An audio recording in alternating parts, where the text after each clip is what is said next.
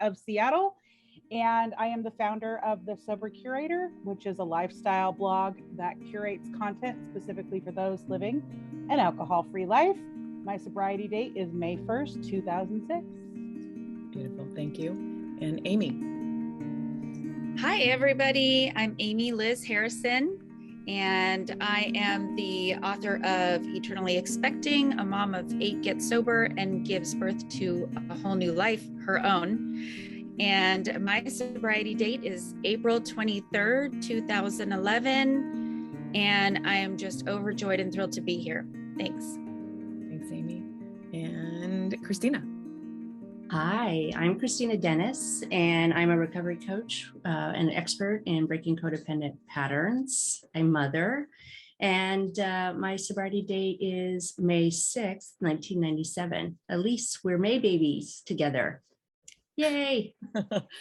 And Catherine. Hi, I'm Catherine Just. I'm in Los Angeles. I'm a single mama of a little dude named Max, who's 12 years old and has Down syndrome. I'm an artist, photographer, entrepreneur, activist, spiritual guide. And my sobriety date is August 18th, 1987. Beautiful. And my name is Lane Kennedy, and I am the Calm Coach. My sober date is 12/31/1996. I am forever grateful for that date. So this panel is been curated. I'm thrilled to have each of these women with me today to share about their journey in recovery. And I've collected some questions. We're going to go around talking about what it means to be in long-term recovery. What are the obstacles, the challenges, and how do we thrive in sobriety? So we're going to kick it off with what were your top 3 values in early recovery? And then we're going to fast forward to your values now.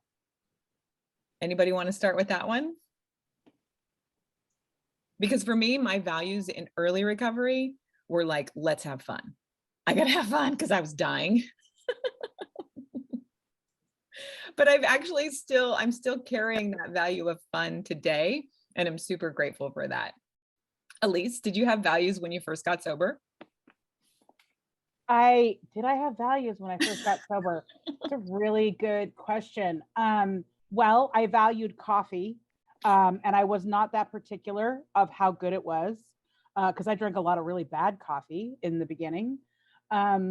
I think what I valued the most was my relationship with my son. He was a big motivator for me to get sober. And I noticed when you were all doing introductions, you all talked about being a mom, and I didn't. And that shows you I'm annoyed with my son today. And so that's why I didn't bring him up. But I think the value was just, I valued not being hungover on Saturday mornings or on Tuesday mornings or any morning really. And I valued trying to do things differently, but I didn't have any idea what that meant. Yeah, it was a new concept. Like I didn't understand values until I was probably 20 years sober. Christina? Absolutely. I was thinking I valued not being scared. That was a big one. I valued not losing time, knowing exactly where I was the night before, knowing exactly what I said. I was trying to value an honest way of living because that had seemed to be one of the things that I was being taught. You know, I was trying to be in my body, but frankly, I was still chasing accomplishments and determining my value by other people's opinions. But I definitely enjoyed not being hungover. I enjoyed not stealing somebody's boyfriend. I enjoyed not sleeping with people I didn't know, you know, all of those things, and felt really good about it. That's like the beginning of our self-esteem journey. Right? When we get here, we're kind of like just tore up so much, and then like not sleeping with somebody's partner. Right. Epic. It's huge. Huge. Yeah. Catherine, Yeah. how about you? You got sober really young. So let's hear about, you know, what that was like. Did you even identify with a value? Well, when you said that, I'm like, well, my value was fuck this shit. Like, seriously, fuck this shit. It was 1987, so I had big hair. So Aquanet Super Extra Hold hairspray was a value. Yes. Big bangs, wearing all black was a value. I was just angry. I was angry at everybody, every person, place, thing. And I had, it still wasn't about me yet. But I didn't want to die. Like I heard a voice in my head that said, there's more to this life than what you're living. And that was it. That was the leader and it still is. So I don't know about values yet. I didn't have any. You add alcohol and I don't know what's going to happen. Right. So. And I love that you just brought in the hairspray, because I was, what is that show? The Sex and the City just came into play Just again. like that. Right. Just like that. Right. And so I was sent back in time to my early recovery where I got sober with Carrie and like lived with the fashion and the hair and the lipstick and the MAC lipstick. Like that was my value. Like I had to have lipstick on my lips every moment. Yes. How about you, Amy? What was going on with you? Well, I was busy watching copious amounts of episodes of Intervention and trying to convince myself that I wasn't as bad as the people on that show. I was probably okay. So I had a lot of justification going on when I first got sober and or when I was reaching my bottom, I guess.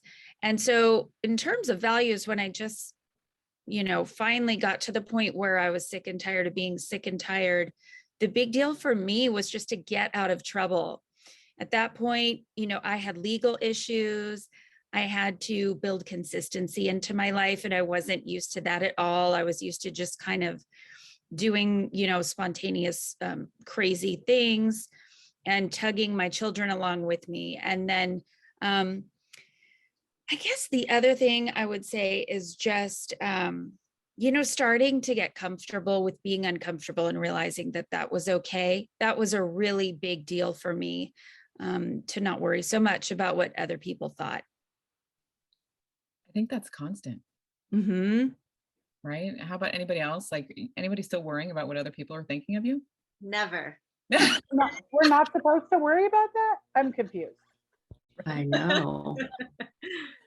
Oh, I think as we move through our sober years and we discover ourselves, like a myriad of things occur. And I want to get to one thing over the years that has been profound to your recovery. And perhaps you thought, oh, I'm going out on this. Has there been something really challenging in your life over the years? What is it? And did you think a drink would make it better? I definitely had that in my 7th year. My son was born. And, I felt like he was the promises, right? I'd done everything in the right order. I'd gotten married before I got pregnant. I had moved in after we were married. We had bought a home. We had a 401k, and then his diagnosis of autism came. And I really, really had to sit and face my anger, because up until that point, I still thought being a good girl is what kept me safe. I still believed that if I did all these good things and was of service and did the right things and stayed sober, that nothing bad was going to happen to me. And it was the strangest thing to have the most painful thing that happened to me in the package of the most beautiful thing that happened to me. And I had a choice. I could go out, but I knew that would only complicate things. I could try to take the edge off. But I knew that would only make me less of a mother. And instead I dug into my sobriety and realized I had to become even more connected to a higher power, to a God. And I needed to learn the lessons that were necessary within this. And, he's 17 now, but it was the most beautiful thing and the hardest thing that I've ever had to do. Giving birth. I mean, we're all moms here. That was a game changer. Anybody else have that game-changing moment? Yep. Like I thought I was going to die. Seriously, for 2 years of his life, I thought I'm pulling the plug on this one. Anybody? Yes. Well, I was going to say I gave birth and found out my son had Down syndrome 20 minutes after he was born. And 20 minutes? 20 minutes. That's what it Yeah, takes. I wasn't looking at the clock at the time, but it was 20 minutes. And I didn't know what that meant because of how people with Down syndrome have been treated up to that point. They just get taken away or put away or given away or whatever. And so I didn't know what that meant, but I don't know that that was the most painful moment in my recovery, but it definitely was up there. But I want to say that I have not thought about drinking as a way to leave the intensity of the pain that occurs in my life. Yeah. I think of not being here anymore because I just go right to that because I already know what drinking does and I don't want to do that. It doesn't appeal to me. The craving was lifted when I got sober. The only time I got jealous of people drinking was Sex in the City when they were drinking. I got sober when I was 18. I had no idea what it was like to order a drink at a bar. Like I don't have that. I didn't have like friends that got together all the time and had the pink drink in the pretty glass. So I felt a little like, wow, what was that like? But the question really about taking the edge off with the drink doesn't occur to me, but it gets darker than that. And I think that it's the same thing. I love that you said that because that reminds me of, the feeling I had, which was I don't want to die, but I didn't want to live anymore. Yeah. And that feels even scarier than death. Right. For me, I think that the biggest change in starting to find my way and find my path in recovery is that when those times hit, I have tools now. And I just didn't have any tools before getting sober. I just kind of floated my way through life and thought people were going to just help me out if I smiled at them and gave them some kind of, BS excuse or whatever. And really just did not have a sense of life unfolding in my favor. And what I mean by that is maybe it's not always going to go the way I think it should go.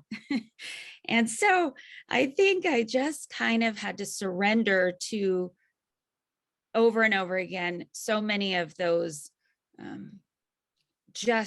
challenges that kept coming up and just kind of going, okay, I don't understand why this is happening and I may never, but it's happening. And so, that is kind of what helped introduce me to meditation and yoga and all of the various, tools at our disposal. And we have so many.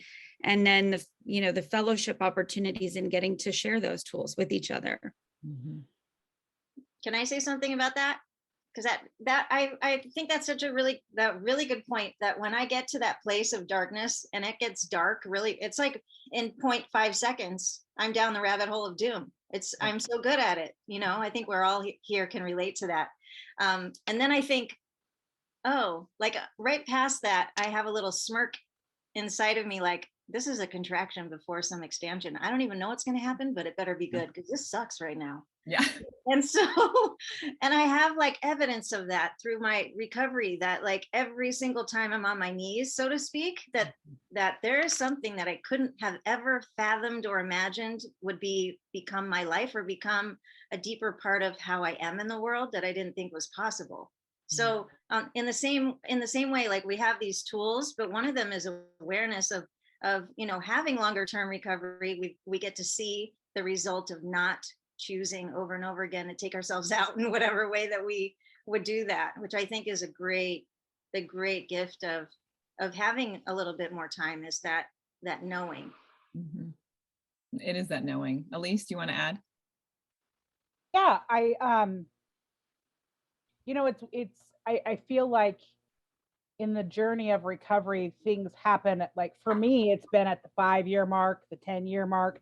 Like there's these chunks of time that really stand out amidst all of it. And I've already heard my story, at the 5-year mark, I really hit this pretty intense bout of depression that I'm certain I had hit that level before. I just had always been intoxicated or on something and I wasn't really in it. And it at that 5-year mark, I didn't I didn't want to drink because I knew what that got me. I just didn't want to live. And there was this moment I was pulling on to, I had missed my ferry and I was in the very front line for the next ferry. We're up here in the Pacific Northwest. We travel by ferry, and which sounds magical, doesn't it? But and I remember in this moment thinking, I could just drive on and drive off the other side, like Thelma and Louise. And I was terrified that I was going to do it and I wasn't going to be able to stop myself.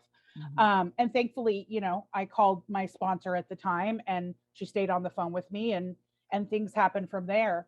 At the 10-year mark, I had a really bad run in this like 3-month period of time. Well, in a 1-week period of time, I had emergency heart surgery at the age of 40. 2 days later, my son was diagnosed with Crohn's disease. Then our dog went to the emergency vet. And then a month later, I got a concussion and our TV broke. And then a month later, my son had this major surgery and we were in the hospital for a week and then came home from that. And 2 days later, our dog died. And it was like all of these terrible things were happening. And I was just trying to hold it together up until the dog died. And the dog dying just flattened me. It just flattened me. And again, it wasn't wanting to drink. Drinking was never going to be the solution. I just didn't know if I wanted to live, you know? And so that's the thing as long-term recovery goes on, that's what we're up against. That's so I had my best friend, my dog, Jackson, pass when I was, he was with me for 14 years of my recovery, and he passed. And I thought, I'm going to just unplug. There is something really so true about that. Like the dog, there's something about the relationship with the animals that we have in our sobriety that are profound.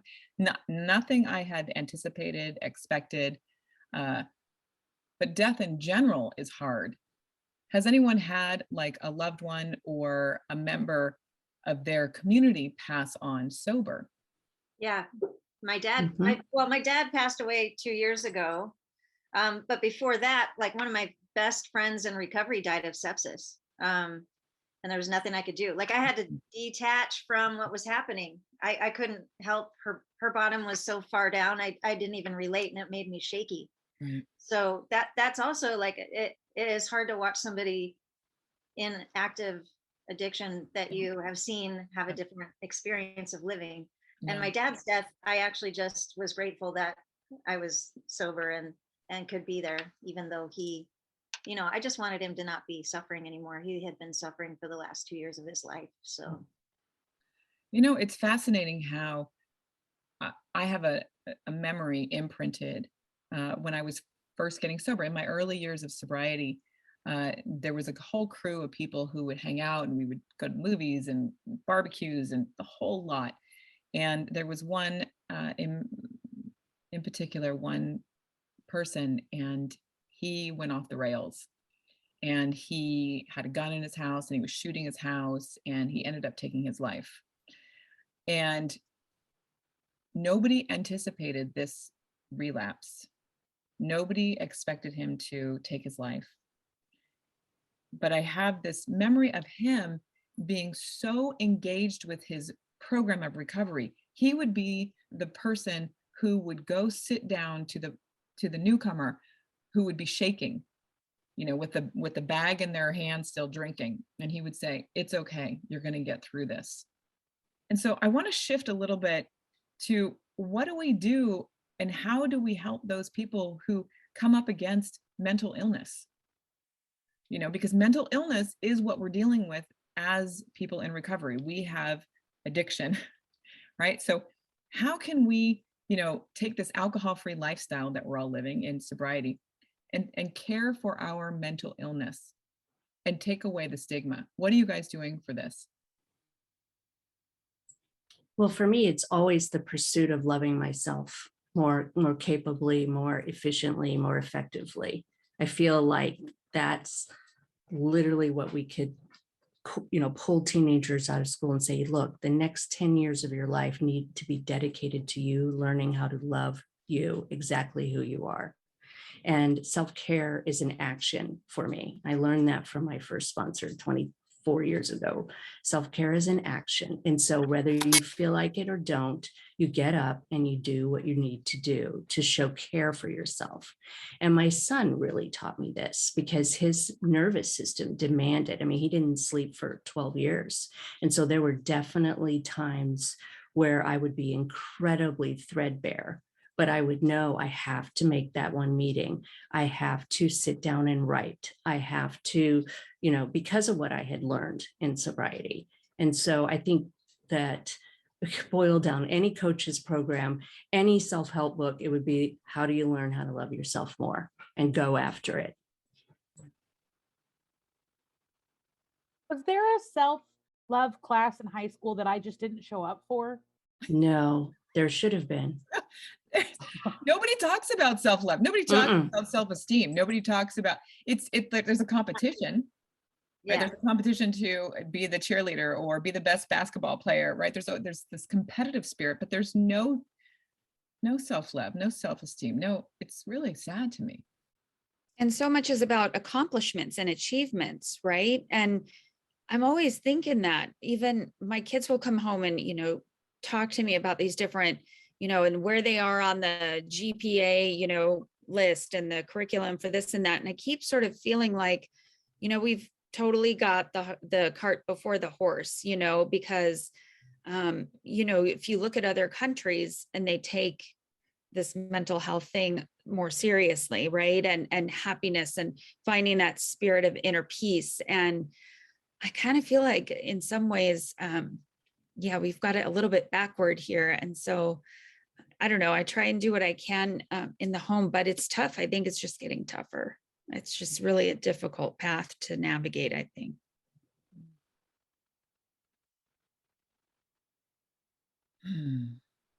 Becomes heavy knowing that we're up against this every day and the world is not making it easier for us. Yeah. So what do we think about, we're all in long-term recovery. What do we think about this term? Do we like the term long-term recovery? I feel I like it swear could I be never. sexier. I think it could be sexier. I mean, do you identify as somebody in long-term recovery? Do you identify as somebody in recovery? What's your identification? Because there's this whole movement of alcohol-free life, right? This movement of people who are getting sober on their own. And I come from traditional sobriety, 12-step based, but there's this awakening, which is so beautiful. And I identify as a member of a 12-step program and I live in long-term recovery. How are you all identifying? You know what? It's changed for me over the years, because at 10 years, I have to say, I went to treatment. I flew to Minnesota from San Diego and went to a halfway house for 8 months because I didn't know how to be here. And I didn't want to yet. Like I wanted to be sober, but I didn't want to. So anyway, it was teaching me how to show up in the world. And then I went to art school, and you guys were talking about earlier, like how we cope with the mental health situation. And I just wanted to say a little bit about that too, just that I was crawling out of my skin. I felt like there was a layer of skin missing. I didn't know how to be here or look people in the eyes or have conversations or friendships. So like the whole thing was like bizarro. So I'm grateful that I had an art class in high school that then turned into, going to college after I got sober and learning how to use photography as my medicine and self-portraiture and all of that stuff to sort of process my stuff. And then on top of it, though, I would tell everyone I was in recovery in the beginning. It was like that was the way that I stayed sober, was to not have there was no trap door anywhere. And then when I got to 10 years, I mean, I didn't want to be here. There was a moment where I didn't want to be here anymore. And I met Miguel Ruiz, who wrote the 4 Agreements, and I studied with him. And then I started to not call myself anything because I realized that I was holding on to this story of my past that had nothing to do with the present, but I still didn't want to drink or use. I knew that if I added alcohol based on the past, there would be an issue, but I didn't want to use that as my identifier for a long time. And it wasn't until recently that I started saying it again with fervor, because I realized that my work here really and it always has been, that I want to reach another person like me who doesn't know that that darkness can be something else, that there is another way. And if I don't sort of raise the flag and say I've been there by saying those terms, then that person might not see me. Yeah. So I feel like it's super important now. Yeah, the power of identification. Yeah. Yeah.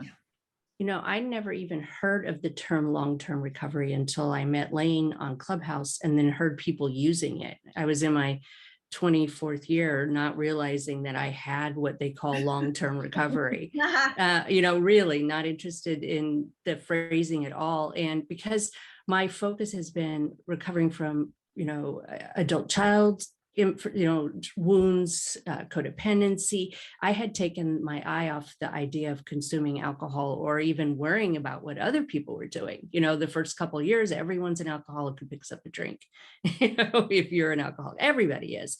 And then after a while, I realized I was working with a lot of people that didn't have a problem with consuming alcohol. The recovery was the important part, the ability to, you know, look back and have some self-awareness and walk through your wounding and healing. And that's tends to be my focus. And I don't often think about it, but I love what I heard from you, Catherine, which is for me, it was Clubhouse, me getting back into rooms with newcomers, how helpful it is to be an example of how wonderful and hard and beautiful and difficult life can be without, you know, checking out on a, you know, evening basis, a daily basis, which is what I was. I was a daily drinker. And so I will take that with the reverence and the seriousness of that I believe that it deserves, that I will be able to help people save their lives. And so me being the baby of the group, because I only have 10 years, I did not. Only, that's a lot. But you guys, you know, I'm actually in most of the fellowship meetings that I go to, I have a lot of friends who have long-term sobriety, also more like, you know, decades like you all have. And the thing that inspires me the most and encourages me the most is when people share what is going on in their here and now. And just even like, you know, I had a bad attitude when this happened, or I reacted when this happened, even though I know it wasn't about this, it was about that. And that helps me so much because it reminds me that I'm not on a linear journey. I'm not going to reach an endpoint where they're going to give me a crown and have a big ceremony for me because I passed the test. You know what I mean? And I think that growing up in a religious background, that was kind of like, it was always this competition, like this, you know, holiness competition, who can do the most things and run the most Bible studies. And again, kind of going back to that achievement-based school stuff, is sort of, it was this kind of pursuit of, okay, let me figure out how to do the sobriety thing right. Okay, let me figure out who's going to be the best sponsor for me, and you know, who's working in the recovery field, you know, who's a CDP and who's a counselor, and you know, and I had to let all of those preconceived ideas go. I realized pretty quickly that was going to get me nowhere, and really what I just needed was a tiny bit of like willingness to follow direction and to get honest about all of that stuff, because I really had a lot of masks on that just covered up who I really was, and becoming that wounded healer, you know, from somebody who even has a couple days fewer than I had. That was a big deal, and it still is to this day for me. Just a big deal. One drunk talking to another. Yeah. Elise, do you have anything to add? Well, what's coming up for me is that we have a responsibility, right? Because there's not very many people in long-term recovery, and there's especially not very many women in long-term recovery. And prior to the pandemic, when my only real exposure for fellowship and connection was a 12-step room, I can remember there being times where I needed to get a new sponsor. My sponsor had moved to another state, FaceTime wasn't a thing yet, Zoom wasn't a thing yet, and I needed that eyeball to eyeball connection. And I remember going hunting for a new sponsor and thinking, but where are they? I just need one that has more time than me. And thankfully I ended up finding her in my own place of employment. So lucky me, but like, there's not a lot of us out there. So I think that shows a couple of things. Number one, it's really fucking hard. And it's not about discipline, it's really about perseverance. And that we have a responsibility to be vocal, to let people know that it's possible, right? Because I remember coming in, hearing women that had 10 years or 20 years thinking, yeah, no, I'm not going to be able to do that, but I can do today, and I've just been doing today a lot. But I think, I don't know, I think we have a certain responsibility. And that also freaks me out because I don't like being responsible. We do. We have a responsibility to show up and help others. People were there for us, right? When we showed up, which brings me to, how do I want to phrase this? I was taught to keep my sobriety hidden, right? I was taught to keep it at my chest and just stay within these lines. And as I've progressed in my recovery, I think I was like 19 years sober when I finally really came out to people I worked with. And then it's taken me another couple of years to actually come out online. And then the pandemic hit and I was like, I'm over this. I know that there is a woman and she is hiding in her closet and she is drinking a bottle and her kids are screaming right now, right? So that was kind of my moment of things need to change. And so I want to shift this conversation to how sobriety is changing, how we're seeing this movement of change. And this thread of 12-step, is it going to survive, right? Are people going to be consistent with it? And what is that 12-step? Like, what is it about that modality that is life-changing? Because for me, that changed my life. And I hear it through the giants that are, when I say giants, people who have more time than me, they go back to the principles and the foundation of those steps, right? It's a spiritual book that was divinely inspired, I believe. And so as we move in our lives, all these new people are coming into play and getting sober and doing it online. What do we think about that? Where are you guys at with all of this? I'd like to share about that. Yes, Catherine. So I got sober in AA, and that's the only thing there was. There were no cell phones or right internet. Oh my God. I graduated college in 1992, and then we had to take Photoshop to exit. And I was like, what the hell would we want to do that for? Like I was into, I'm a film photographer. I'm, that's my background anyway. And now everything is on the phone, and there are so many programs now that aren't really programs, but they're online sort of communities of people that it's not AA based, it's another something. And I'm in them. And what I found is that it really made me realize what I got out of AA. And I didn't really realize until I saw what was happening in these other rooms. And it's not that nothing's happening in those rooms, but when the bottom drops out, there's no foundation underneath to catch people because of that spiritual thing.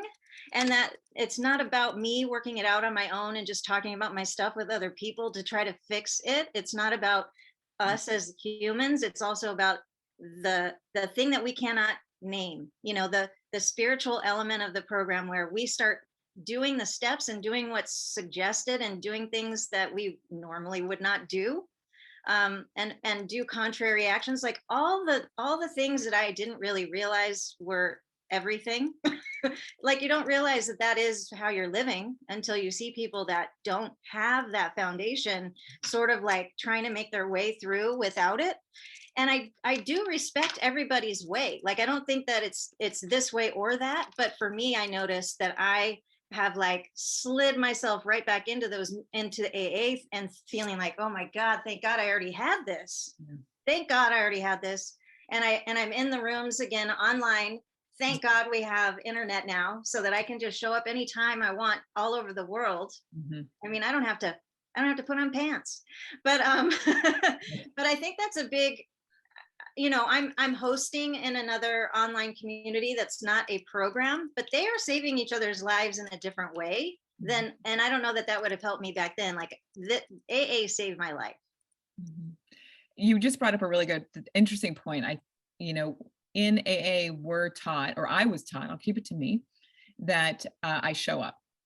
And so I had this discipline of showing up, or, washing the cups, or removing the ashtrays, right? Like all these little tiny micro actions that weren't exactly like yelled at me, or, I wasn't scolded about. It wasn't right. But I learned how to live my life. And I'm just so curious about these programs, if they're teaching like the skill set of life.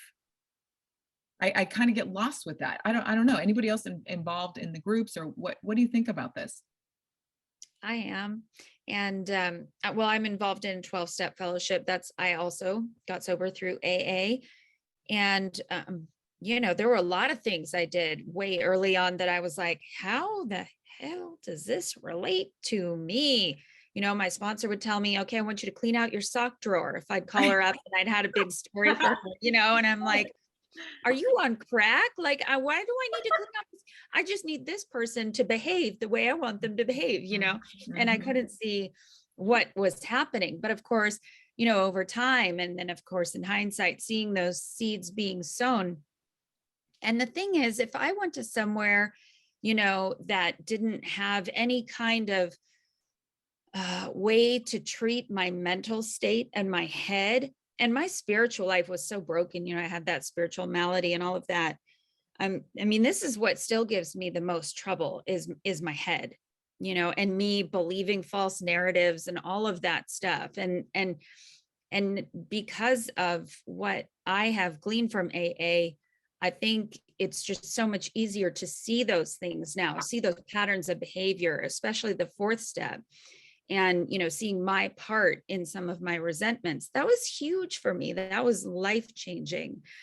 And, I love that there are so many different options. I know in this day and age, I sound like I'm 1,000 years old, but, some of the language is tough in the big book for newcomers. And some of the, But why is that? Because it was tough for me. I know. Right? I think, are they a special group of people now? Like, I don't understand this. I know. I think it's even more off-putting, because of the current climate that we're in, but that's just my own 2 cents. I don't really know. I really like the idea of take what you need and leave the rest, because, find the treasure inside of it. Change the wording to fit what works for you and feels more appropriate, because it does save lives. At least that's my opinion.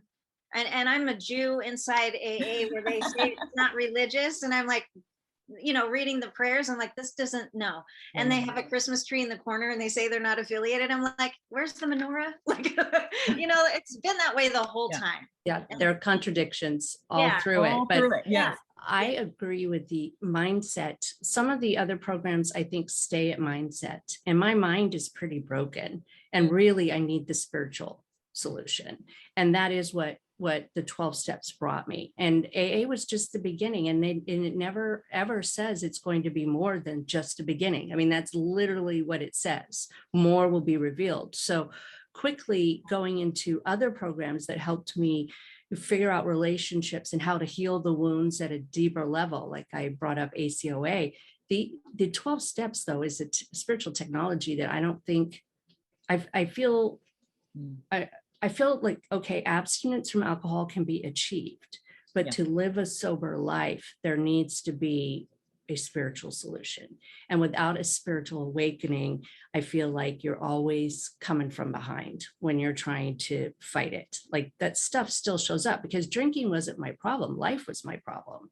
So if somebody just took away the drinking, I still had all of these problems. And I do see the fellowships of other groups. And by no means am I trying to sound judgy here. It just feels to me like I was so blessed with the 12 steps, and there was so much healing that has happened that I would love it if people like pick up the book and give it a chance. Yes. Yeah. Can we define sober right now, real quick? Like give our own definition of what sober or sobriety means. Everybody's scared. I would say like free of mind and mood altering drugs for me, and I include alcohol within that, but I don't know. That's just a starting place. So not California sober. Not Sober. for me. Sober. Yeah, actual sober. But I mean, that being said, and I hope this is okay for me to say, but I do take medication for, postpartum depression and for ADHD, and I take it prescribed and with a doctor, and all of that. And, of course, there are some rogue things out there where people want to play doctor and tell their sponsees to go off their medication and stuff, which I just think is the biggest warning sign ever. No. Yeah. Please don't do that. But yeah, for me, that's what it is not California sober, but sober. Yeah. You know what? I find it real. I'm not California. I'm sober. I didn't even know what that. I'm from California, but I didn't. But you're not California sober. That's a new thing. Yeah. But there are a lot of people microdosing now in their recovery, and it's a big thing, like big. And I think, wow, that's incredible. It's incredible that they have found that works, and that they're it's similar in that they're not just going off to do it, but they have somebody helping them go through it, like people that have done the work and are experts in that field. And yet for me, I just don't find that I'm missing anything. I don't feel like I have to go down that road to get more enlightened. And I think I'm grateful that, like Christina said about AA is the beginning. I agree with that, because I did go into the Toltec practice, and I'm glad that Miguel Ruiz is a Toltec teacher who believed that we don't need any mood altering drugs to get to enlightenment. And if we do think that drug is going to take us that far, we don't realize our own power. Then we're still relying on this thing outside of us to take us somewhere that is actually already inside of us. It's already right here.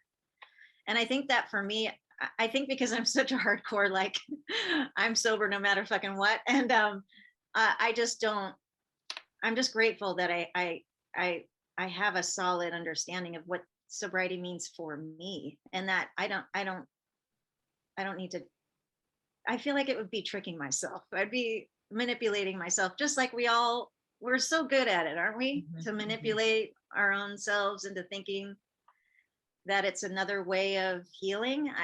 Just for me, it's not. At least my definition. Oh, go ahead. I'm sorry. No, at least. I think what I'm thinking about is I get really judgy, you guys, like ladies. Sorry, I guess I shouldn't say guys. It's hard for me when I see someone who is just abstaining from alcohol or who have done work. I mean, dry drunks, we can see them, we know them. And I know you spot it, you got it. Yeah, I got all of that. But like, I can see when somebody, all they've done is put the bottle down and they haven't done anything else. And I can see it because I was that person for the first several years. I faked it, right? And so while I can appreciate there are all different paths to recovery now, at the end of the day, you can see who's actually doing the work on themselves and who's not. Like you can see it. And I try really hard not to judge it, and it doesn't make my recovery better than somebody else's. I just feel for them because it's like, oh, I've been through that. And it's like, I just want people to get through it quickly because it is really painful. Until you realize that you're the problem, the rest, it's just really painful. So painful. And there's just nothing you can do to fix that without, in my experience, a spiritual awakening. I'm really glad that you said that, because I actually think that all modalities, I can only speak for what works for me. And if it works for other people, that's so amazing. My hat goes off to the people that have a beautiful experience of being comfortable in their own skin, and taking responsibility, all the things that you were just saying.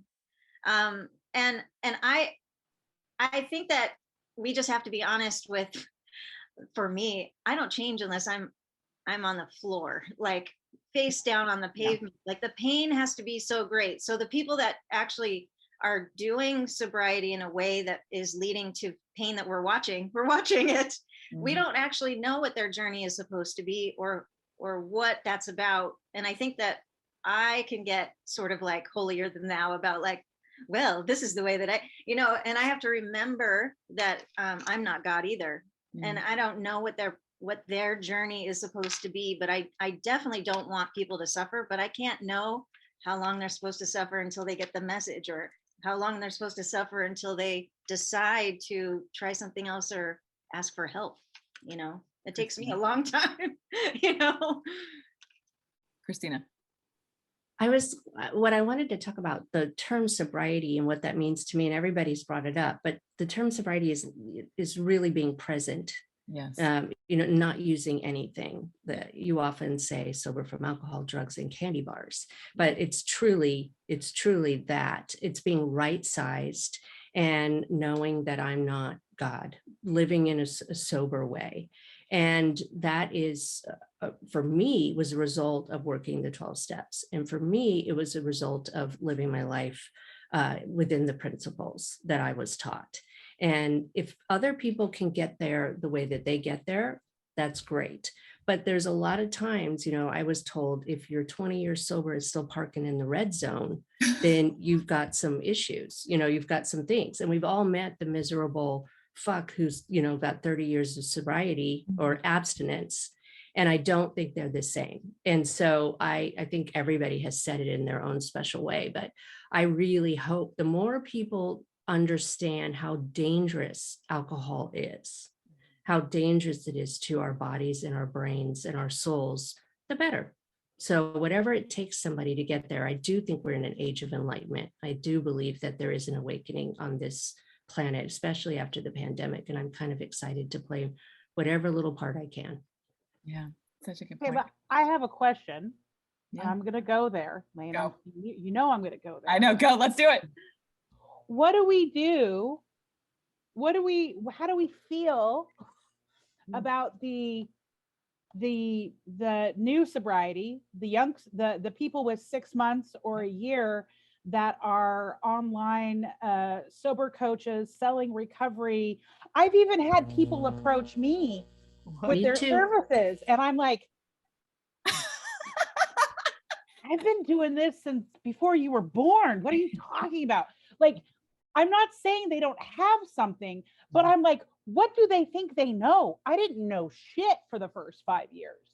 So sometimes I'm very perplexed by what I see online being marketed, but I also I don't want to curb their enthusiasm, but this is a life or death thing for a lot of people, right? So it terrifies me. And so I find it incredibly hard sometimes to not be Judge Judy of some of the sober Instagram accounts that I see and services that I see, where it's just like, for $9.95, we're going to go through a 5-week program and we're going to get you fixed. And I'm just like, yes.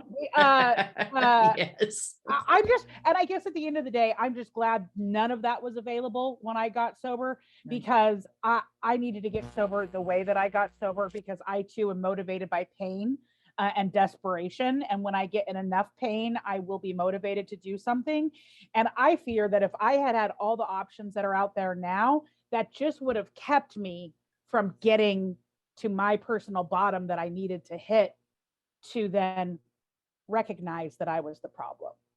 And I don't know. I just, this new sobriety that's out there, although I applaud it and I think it's for the greater good, I got to tell you, it terrifies me sometimes. Yeah, it scares me a bit as well, because my definition of sobriety is living a spiritual life, removing the alcohol, removing the substances that are going to hurt me or my family and friends.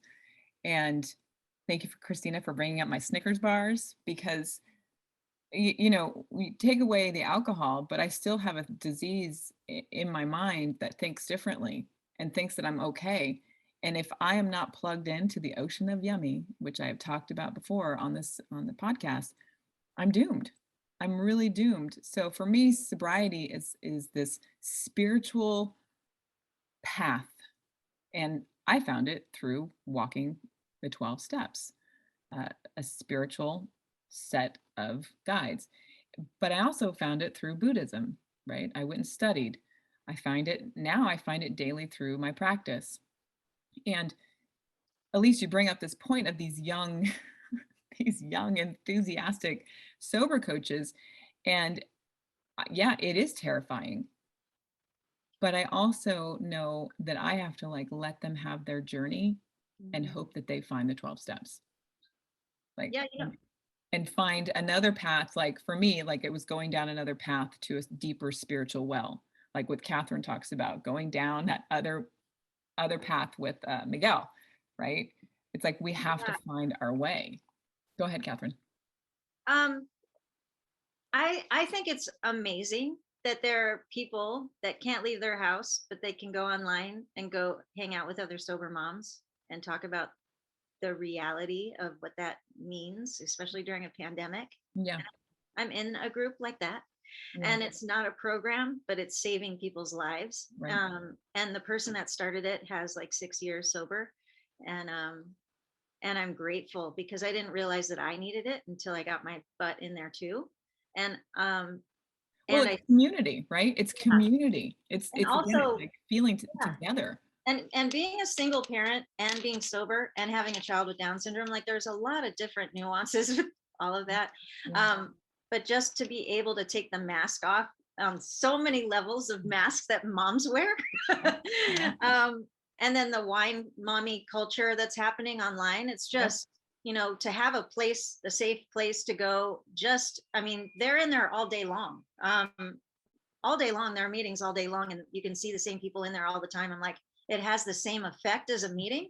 And so in that regard, you know, when they say when 3 or more are gathered, it's a spiritual, I am having the experience of that. And because I'm in AA, I get to read the things that I learned from the big book. I'm like, okay, let's read the promises. And they're like, oh my God, I didn't even know about that. I'm like, I know, right? So, and I think that it's actually incredible. I don't know what it would have been like at 18 had there been all of these opportunities and internet and all of that. I just know that for me, I was on my knees and wanted to die, and that I was told treatment was an option. So I checked myself in and didn't want to get checked out ever, you know? So, and I do find it interesting when people call themselves experts at a certain amount of recovery. However, Tell me the however. Tell me. But there is a however in that, you know, we were sponsors at 1 year too, and we did know things that person didn't know, or those people didn't know. And there are people that had, I mean, my life changed when a girl that had 5 years and did all the things right and could say all the things in the big book and had all the sponsees and looked like somebody I wanted to be in a nanosecond relapsed and became the opposite. And that's when I realized it wasn't about a program or a book or a meeting. It was about a decision, no matter fucking what. And that the underneath that, the pain that I was in could be resolved, and that I needed to find that place for myself. Sorry, I'm going off on a tangent here, but I do feel like all roads that lead to my own well-being matter. They all matter. Yes, they all do. And that's why I think it's exciting, but it's terrifying. Yeah. It's awakening. It's like, holy Toledo's, all of this is happening, right? Yeah. We don't have to be alone anymore. Right. You know, it's like, we don't have to be in the closet, like drinking while our kids are in another room watching, plugged into their iPads. Yeah, it's like we have all kinds of options and opportunities. We are up at our time, and I want to do the rapid fire questions. Are you ready? Pew, pew, pew, pew, pew. Okay, here we go. These were sent in from our listeners. Here we go. Big book or 12 by 12? 12 by 12. 12 12 by 12. Big book. Ooh, going old school. Christina? 12 by 12. Oh, okay, here we go. Ice cream or chocolate? Ice cream. Ice cream. Ice Vanilla. cream. Chocolate. Driving fast or driving slow? Driving slow. Fast. Fast. Not driving. Slow. Uber. Jumping into an ice bath or laying in the sun? Laying in the sun. Laying in the sun. Done. Sober one day or sober forever? All of the above. Yep. Yep. Forever. Sober forever. Sober Forever and a day. forever and a day. Do we ever really get over our character defects? No. They I don't changed think though. so. They changed Some. though. I Some. just Like have a some. different, I feel like it's not character defects, it's just coping with trauma. So I feel like once we take Right. responsibility that we're acting that way out of a need to deal with trauma, it's not actually a defect of character. I just have like issue Yeah. with that. Last question. At what age does the routine of life become less surprising? I'm still waiting, I think. I don't. Waiting, jury's out. Christina? Yeah, I have years. I have years of monotonous, or I can't say the word right now, but you know what I mean, Yeah. monotonous behavior, and then bam, surprise. Yeah. So I've been around too long to say that there's a real answer for that question. Beautiful. My dear friends, you have been a delight as always. Episode 2 is with Christina Dennis. Episode 31 is with Elise Bryson. Catherine is 58 and Amy is 72. If you have not listened to these episodes, please go back and listen to them and go deeper into their stories. And they'll all be on the show again in the future, I promise. We are, taking this journey together. That's what we do in recovery. We stay together. We create relationships that matter. I am so greatly, my heart is filled with joy today. Thank you for being here, and take good care. Bye, Time everyone. takes time. Thank you so much.